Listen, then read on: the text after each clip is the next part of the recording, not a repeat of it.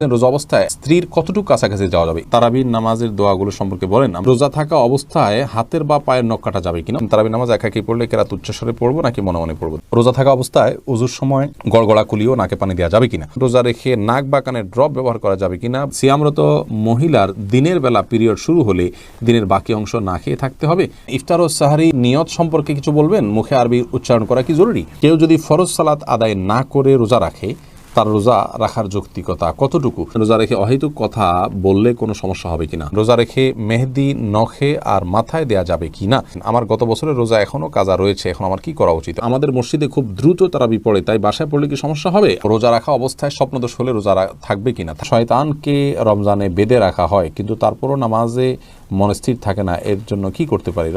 লুৎফুন নেসা জানতে চেয়েছেন, আমার গত বছরের রোজা এখনও কাজা রয়েছে, এখন আমার কি করা উচিত? অবশ্যই আপনি রমজানের ফরজ রোজাগুলো আগে রাখবেন, রাখার পর আপনি রমজান শেষ হওয়ার পর খুব দ্রুততার সাথে আগের রোজাগুলো রেখে ফেলবেন। আপনার উচিত ছিল এই রমজান শুরু হওয়ার আগেই সেই কাজা রোজাগুলো রেখে ফেলা। ইয়াকুব হোসাইন জানতে চেয়েছেন, রোজা রাখা অবস্থায় স্বপ্নদোষ হলে রোজা থাকবে কিনা? থাকবে, কোনো অসুবিধা নেই। স্বপ্নদোষ মানুষ ইচ্ছাকৃত করে না, অতএব স্বপ্নদোষ হলে বীর্যপাত হয়ে গেলে ঘুমের মধ্যে আপনার রোজা কন্টিনিউ করতে পাওয়া হবে। স্বপ্নদোষের কারণে বীর্যপাত হলে সে কারণে আপনি গোসল করবেন, গোসল ফরজ হবে আপনার, কিন্তু রোজা ভাঙবে না। আশরাফুদ্দিন জানতে চেয়েছেন, আমাদের মসজিদে খুব দ্রুত তারাবি পড়ে, তাই বাসায় পড়লে কি সমস্যা হবে? আপনার যদি এত দ্রুত তারাবি পড়ে যে নামাজ হয় কিনা টেনে সন্দেহ হয়, মানে রোকনগুলাই ঠিক মতো করে না, দাঁড়ায়া একটু অপেক্ষা করে, এটা করে না, রুকুতে আপনার যতটুকু না অপেক্ষা করে না ততটুকু করে না, এত দ্রুত যদি করে অনেক সময় রুকু থেকে উঠে সাথে সাথে চলে যায়, একটু 1 সেকেন্ড অপেক্ষা করে না, এরকম করলে তো তার নামাজই হয় না। এরকম ব্যক্তির পিছনে না পড়ে বাসায় পড়া উত্তম। কিন্তু যদি একটু তেলাওয়াতটা তাড়াহুড়া করে, কিন্তু এত তাড়াহুড়া করে না যে নামাজ বিশুদ্ধ হয় না, তাহলে সেক্ষেত্রে আপনাকে জামাতের সাথে আদায় করাটাই উচিত হবে, উত্তম হবে। যদিও তারাবির নামাজ কেউ জামাতের সাথে আদায় না করলে কোনো গুনাহ হবে না, তার মধ্যে তিনি একা পড়তেও পারবেন, কিন্তু জামাতের নামাজ অবশ্যই 27 গুণ বেশি সওয়াব রাখে। খায়রুন নাহার জানতে চেয়েছেন, রোজা রেখে মেহেদি নখে আর মাথায় দেয়া যাবে কি না? রোজা রেখে হাতে, নখে ইত্যাদিতে মেহেদি দেওয়াতে কোনো অসুবিধা নেই। সে আপনি আবিদ হোসেন জানতে চেয়েছেন, রোজা রেখে অহেতুক কথা বললে কোনো সমস্যা হবে কিনা? অহেতুক কথা বললে রোজার ক্ষতি হবে, মান কমে যাবে, কারণ ইমানদারের সফলতার পূর্বশর্ত হলো তিনি অহেতুক কাজ থেকে বেঁচে থাকবেন। কোরআনে কারিমের সূরা মুমিনুন 18 নম্বর পারার প্রথম দিকে আল্লাহ তাআলা বলেছেন, ওই সমস্ত ইমানদাররা সফল হবে আল্লাযীনা হুম আনিল লাগবি মুরিদুন, যারা অনর্থক এবং অহেতুক কথা কাজ থেকে বিরত থাকে। অতএব রোজা রেখে যে কাজটা আমাদের জন্য অনুচিত কাজ, হাদিসে নিষেধ আছে, সেই কাজটা করা আমাদের অনুচিত, রোজার মান এতে কমে যায়, কিন্তু মৌলিকভাবে রোজা আদায় হয়ে যাবে, সমস্যা নেই, স্ট্রাকচার ঠিক থাকবে, কিন্তু রোজার প্রাণ অনেকখানি দুর্বল হবে বা রোজার মান কমে যাবে। আবু বকর সানি আপনি জানতে চাইছেন, শয়তানকে রমজানে বেঁধে রাখা হয়, কিন্তু তারপরও নামাজে মন স্থির থাকে না, এর জন্য কি করতে পারি? শয়তানকে রমজানে বেঁধে রাখা হয়, কিন্তু আমাদের মন বা প্রবৃত্তি যেটা আছে তাকে বেঁধে রাখা হয় না, অতএব সে তো আমাদেরকে মন্দ কাজের দিকে পরিচিত করে। আল্লাহ বলেছেন, ইন্নান নাফসা লাম্মারাতুন বিসসু, মানুষের প্রবৃত্তি মানুষের খারাপ কাজের নির্দেশ দেওয়া। অতএব শয়তানের শুধুমাত্র যে এই কাজ করে তা নয়, সেই জায়গা থেকে আমাদের নফস বা প্রবৃত্তিও আমাদেরকে কিন্তু ক্ষতিগ্রস্ত করে, সেটাকে নিয়ন্ত্রণ করা শিখতে হবে। শাকুল খান জানতে চেয়েছেন, কেউ যদি ফরজ সালাত আদায় না করে রোজা রাখে, তার রোজা রাখার যৌক্তিকতা কতটুকু? তিনি রোজা রাখছেন, একটা ফরজ আদায় করতেছেন, এজন্য আমরা অবশ্যই তাকে অ্যাপ্রিসিয়েট করবো যে তিনি অন্তত একটা ফরজ আদায় করতেছেন, কিন্তু নামাজ না পড়ে রোজা রাখার মানে হলো যে তিনি লুঙ্গি না পরে আপনার গেঞ্জি পরার জন্য অস্থির হয়ে উঠেছেন। ব্যাপারটা এরকম হয়ে যাবে, গেঞ্জি পরাও দরকার, কিন্তু লুঙ্গি পরার তার চেয়ে বেশি দরকার। অতএব নামাজটাকে সবচেয়ে বেশি গুরুত্বের সাথে দিতে হবে, তারপর তিনি রোজার জন্য চেষ্টা করতে হবে। নামাজ না পড়ে রোজা রাখা, এটা হলো নামাজের গুরুত্ব বা সালাতের গুরুত্ব না বোঝার কারণে। আল্লাহ তাআলা আমাদের ভাইকে বোঝার তৌফিক দান করুন। শিহাব মন্ডল জানতে চেয়েছেন, রোজা অবস্থায় আতর বা পারফিউম ব্যবহার করার বিধান কি? উত্তর হলো জায়েজ আছে, কোনো অসুবিধা নেই, আতর পারফিউম ব্যবহার করা যাবে, রোজা রেখে তেল ব্যবহার করা যাবে, কোনো অসুবিধা নেই। পিয়াস এমডি রাইসুল রেজা জানতে চেয়েছেন, সিয়ামরত মহিলার দিনের বেলা পিরিয়ড শুরু হলে দিনের বাকি অংশ না খেয়ে থাকতে হবে, খেলে কি গুনাহ হবে? না খেয়ে থাকা উচিত বাকি অংশ, আর রোজার সম্মানার্থী করা উচিত। সাইদুর রহমান জানতে চেয়েছেন, ইফতার ও সাহারি নিয়ত সম্পর্কে কিছু বলবেন। মুখে আরবি উচ্চারণ করা কি জরুরি? ভাই সাইদুর রহমান, নিয়ত হলো ইচ্ছা করার নাম। নিয়ত শব্দের অর্থ হলো ইচ্ছা করা, আর ইচ্ছা মানুষ মন দিয়ে করে। আমি ইচ্ছা করেছি, অর্থাৎ আমি মনে মনে কোনো প্ল্যান করেছি, এটার নামই হলো নিয়ত করা। রোজার নিয়ত করতে হবে অন্যান্য সমস্ত আমলের মতো, ইন্নামাল আমালু বিন্নিয়াত, সমস্ত আমলের নিয়তের উপর নির্ভরশীল। নিয়ত না থাকলে কোনো আমলই গ্রহণযোগ্য হবে না। কিন্তু নিয়তের মানে এই নয় যে মুখে উচ্চারণ করতে হবে। শরীয়ত আমাদেরকে মুখে উচ্চারণ করে নিয়ত করার কোনো শিক্ষা দেয়নি, এবং রোজার জন্য আলাদা কোনো নিয়তের শিক্ষা আল্লাহ তাআলা দেননি।